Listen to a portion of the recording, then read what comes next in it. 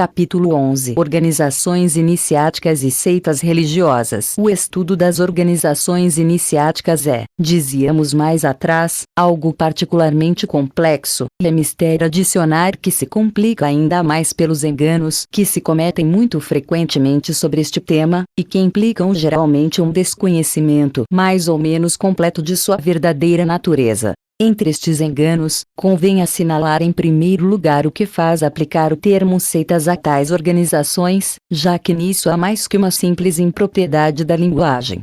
De fato, em parecido caso, esta expressão seita não só deverá ser rechaçada por desagradável, porque, ao tomá-la sempre por sua parte má, o que parece ser o objetivo dos adversários, embora alguns daqueles que a empregam tenham podido fazê-lo sem intenção especialmente hostil, por uma imitação ou por hábito, como a quem chama paganismo às doutrinas da antiguidade, sem suspeitar sequer que não se trata mais que um termo injurioso e de bastante baixa polêmica. Nota. Fabre de Olivet, em seus Exames diz vers do 10 de Pitagore, diz muito justamente sobre este ponto. O nome de pagão é um termo injurioso e ignóbil, derivado do latim paganus, que significa um rústico, um camponês.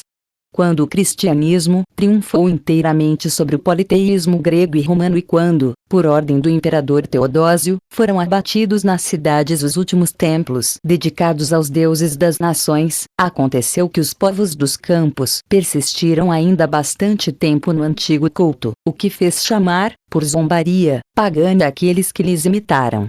Esta denominação que podia convir, no século V, aos gregos e aos romanos que se negavam a submeter-se à religião dominante do império, é falsa e ridícula, quando se estende a outros tempos e a outros povos. Na realidade, nisso há uma grave confusão entre duas coisas de ordem inteiramente diferente, e esta confusão, naqueles que a criaram ou nos que a mantêm, parece não ser sempre puramente involuntária. Esta confusão se deve, sobretudo, no mundo cristão inclusive às vezes também no mundo islâmico. 2 Nota. O termo árabe que corresponde à palavra seita é firqa, que, como ela, expressa propriamente uma ideia de divisão. Há inimigo ou há negadores do esoterismo, que querem assim, por uma falsa semelhança, fazer recair sobre este algo do descrédito que se atribui às seitas propriamente ditas, quer dizer, em suma as heresias, entendidas em um sentido especificamente religioso. 3 Nota. Vê-se que, embora se trate sempre de uma confusão dos dois domínios esotérico e esotérico, não obstante há nisso uma considerável diferença com a falsa semelhança do esoterismo com o misticismo, da qual falamos em primeiro lugar, tendo em vista que esta, além do mais, parece ser de data mais recente, tende mais precisamente a anexar o esoterismo de que a lhe desacreditar, o que é certamente mais hábil e pode dar a pensar que alguns acabaram por dar-se conta da insuficiência de uma atitude de desprezo grosseiro e de negação pura e simples. Agora, por isso mesmo, em se tratando de esoterismo e de iniciação, não se trata de maneira nenhuma de religião, mas sim de conhecimento puro e de ciência sagrada, que, embora tenha este caráter sagrado, que não é certamente o monopólio da religião, como alguns parecem acreditar equivocadamente. 4 Nota. Há quem chega tão longe nesse sentido que pretendem que não há mais ciência sagrada que a teologia.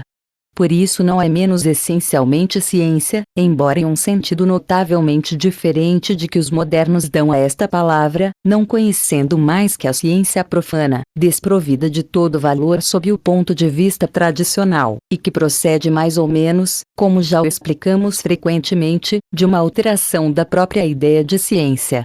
Sem dúvida, e é isso que faz possível a confusão de que se trata, este esoterismo tem mais relações, e de uma maneira mais direta, com a religião que com qualquer outra coisa exterior, ainda que seja apenas em razão do caráter propriamente tradicional que lhes é comum. Em alguns casos, inclusive, como indicávamos mais atrás, pode tomar sua base e seu ponto de apoio numa forma religiosa definida. Mas, mesmo assim, não se refere menos a um domínio completamente diferente do da forma religiosa em questão, com a que, por conseguinte, não pode entrar nem em oposição nem em concorrência.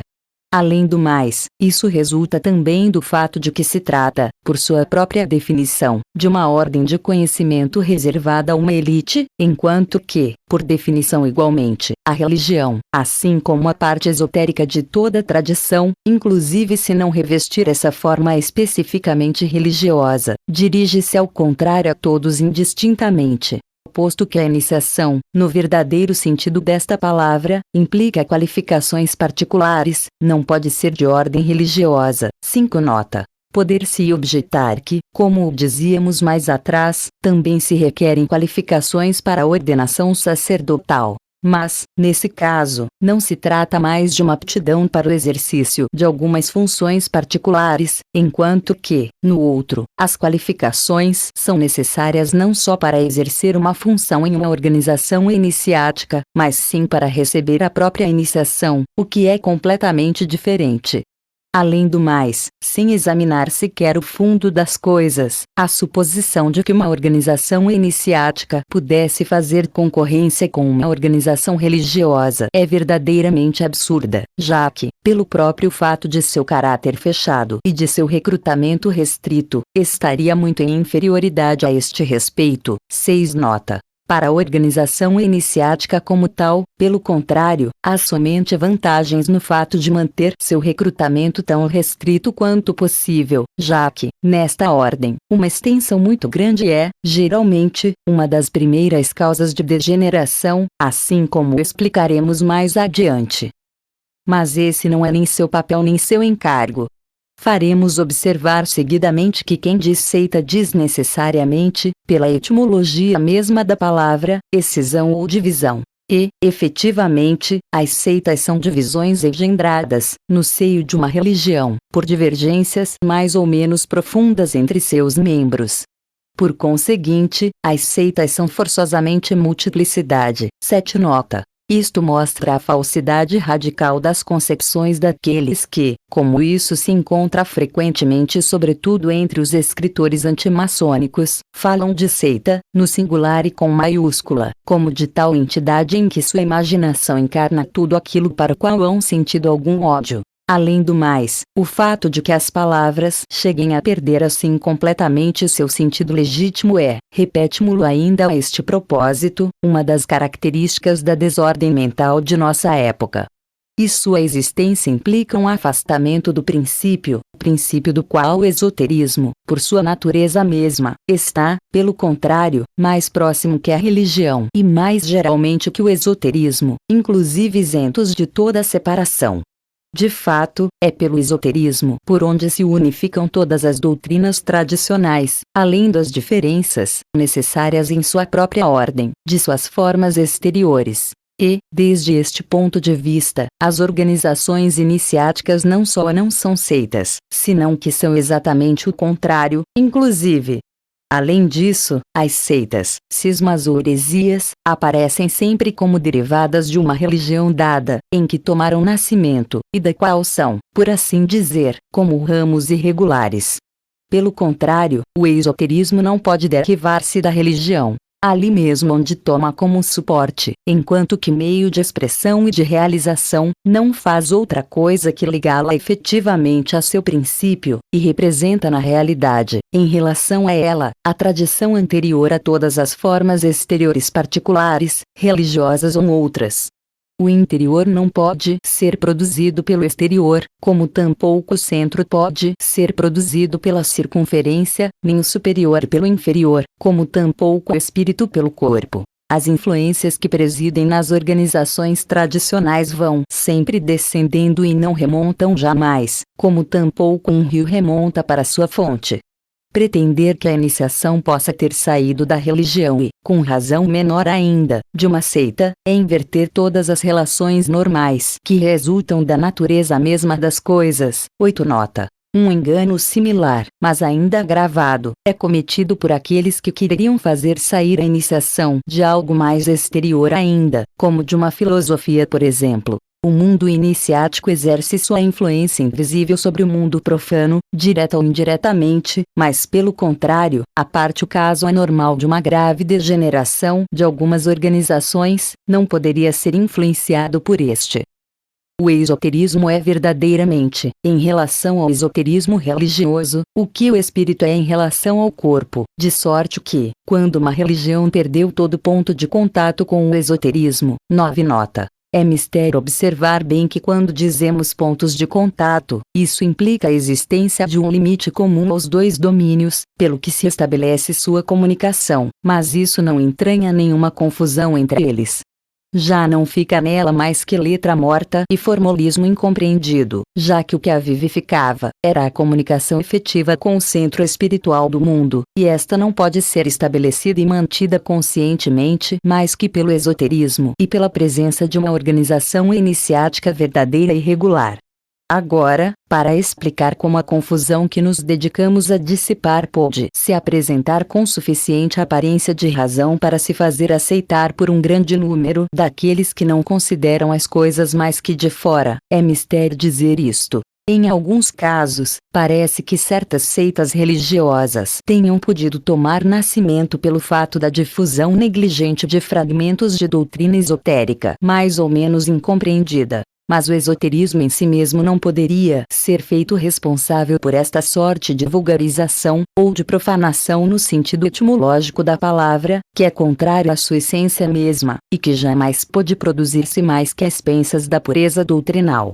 Para que semelhante coisa tenha lugar, foi mistério que aqueles que recebiam tais ensinos os compreendessem bastante mal, a falta de preparação ou possivelmente, inclusive, de qualificação, para lhes atribuir assim um caráter religioso que as desnaturalizava inteiramente. E não vem sempre o engano, definitivamente, de uma incompreensão ou de uma deformação da verdade? Tal foi provavelmente, para tomar um exemplo na história da Idade Média, o caso dos albigenses. Mas, se estes foram hereges, Dante e os fiéis de amor, que estavam no terreno estritamente iniciático, não o eram. 10 nota. Ver sobre este tema, o esoterismo de Dante, concretamente pp. 3, 7 e 27, 28, ed. Francesa. E este exemplo pode ajudar também a fazer compreender a diferença capital que existe entre as seitas e as organizações iniciáticas. Adicionamos que, se algumas seitas puderam nascer de uma separação do ensino iniciático, isso mesmo supõe evidentemente a preexistência deste e sua independência a respeito das seitas em questão. E tão histórica como logicamente, a opinião contrária aparece como perfeitamente insustentável. Ficaria por examinar uma questão: como e por que puderam produzir-se às vezes tais separações?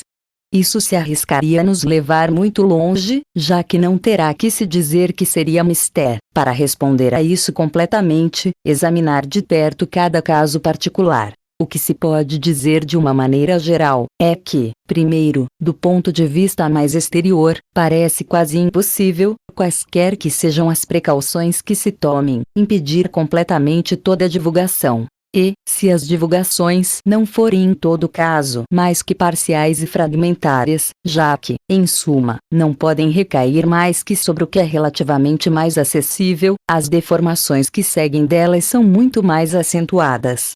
Desde outro ponto de vista mais profundo, poder-se-ia dizer talvez que é mistério que tais coisas tenham lugar em algumas circunstâncias, como meio de uma ação que se deva exercer sobre a marcha dos acontecimentos. As seitas também têm que jogar seu papel na história da humanidade, ainda que não seja mais que um papel inferior, e é mistério não esquecer que toda desordem aparente não é em realidade mais que um elemento da ordem total do mundo.